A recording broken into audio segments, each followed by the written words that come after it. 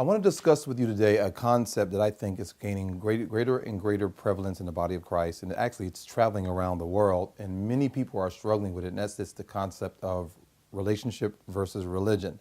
As a matter of fact, recently, you might have heard that a man wrote a book called Leaving the Church to Find God. I think that's a very interesting and apt title because many people are going to the churches or going to houses of worship and not finding the presence of God, the move of God, God communication being communicated to them or being spoken to them. And so I want to talk to you for a second about that. It's important that we recognize that prior to any religious book, prior to any religion, God had a relationship with mankind. According to the biblical record, thousands of years passed that God had a relationship with mankind before any scriptures were written. What did people do during that time? How did they serve God? How did they communicate with God? Again, according to the biblical record, you had Adam, you had Seth, you had their progeny all coming about all the way up until Noah. Well, how did they know the ways of God, the ideas of God, the concepts of God? It's because Adam sat down with them because he lived hundreds of years and spoke to them about what God had spoken to him.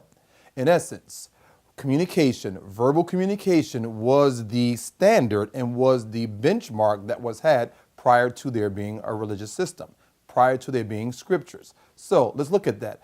So in essence, should we look at a relationship with God as being the foundation of understanding the scriptures that are given to us by God? Absolutely.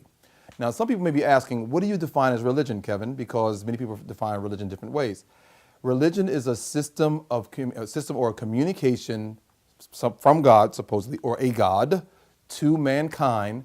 But religion, how it has been used, is to control man.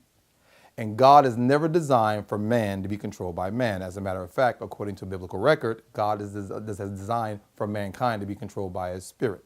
For as many as are led by the Spirit of God, these are the sons of God. And so we have this fight, this tension that's going on in the world right now because God is looking to reveal himself in a way he's never been revealed before.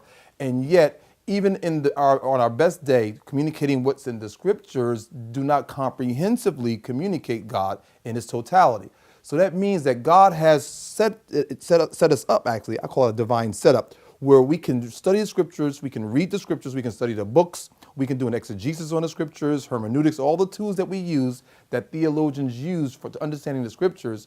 But if that understanding is not based upon a relationship with God, where God is confirming, he's affirming, he's leading, he's guiding, he's directing, he's comforting us, he's encouraging us, he's teaching us the way that we should go. If we're not experiencing that, then we are prone to and vulnerable to being manipulated by any religious system. That's why relationship is the first place that we learn anything. Our relationship with our mother and our father, relationships with our brothers and our sisters, relationship with our cousins.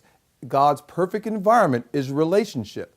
And so he, the manufacturer of life, has designed relationship with him to be the crux and the foundation of all that we go through in life, and for us actually to learn about life because life is in him. And so it's just very interesting what's taking place right now because many people are totally dissatisfied with their religious experiences, but yet they are yearning, they're hungering, and they're thirsting for a relationship with the Creator God. And this is what we teach. We talk about this all the time because when we talk about relationship, we're talking about intimacy. We're talking about affirmation. We're talking about acceptance. We're talking about the fact that you are valued. God values you so much that he invested himself in you, and he sees what he invested in you. He says it's good. He's pleased with it, and it is that investment in you that gives you your value, gives me my value, and causes God to desire a relationship with us.